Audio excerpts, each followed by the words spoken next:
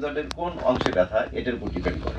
যেমন আমি যদি প্রথম থেকে আসি, ঘাড়ে যদি ব্যথা হয় তাহলে রোগী ঘাড়ে ব্যথা অনুভব করেন। মাঝে মাঝে এই ঘাড়ের ব্যথাটা মাথার পিছনের দিকে উপরের দিকে যেতে পারে অথবা হাতের দিকে আসে, এবং এটা ডান হাত বাম হাত যে কোনো দিকে আসতে পারে, এমনকি দুই হাতেও হতে পারে। ডরসাল বা পিঠের অংশে যদি মেরুদণ্ডে ব্যথা হয় তাহলে পিঠে তো ব্যথা অনুভব করবেই। অনেক সময় পেশেন্ট বলেন যে আমার বুক বা চেস্ট টাইটনেস বা শ্বাস নিতে কষ্ট হয়, পেটে ব্যথা হয়, এবং পিঠের ডানে বা বাম দিকে দিয়ে অনেকে বলে রক টেনে ধরে, এ ধরনের ব্যথা হতে পারে।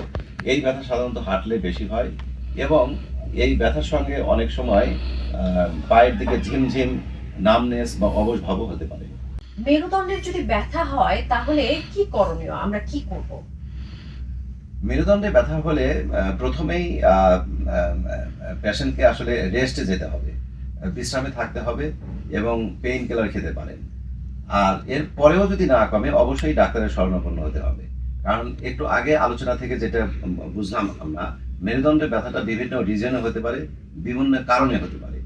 আগে আমাদেরকে কারণটা ফাইন্ড আউট করতে হবে, কারণ কারণ ফাইন্ড আউট না করলে আমরা চিকিৎসায় যেতে পারবো না।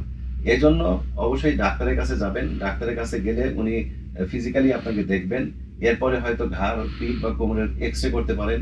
অনেক ক্ষেত্রে সিটি, এমআরআই করা যেতে পারে, করে যে স্পেসিফিক যে সমস্যা সেই অনুযায়ী অবশ্যই চিকিৎসক তাকে ট্রিটমেন্ট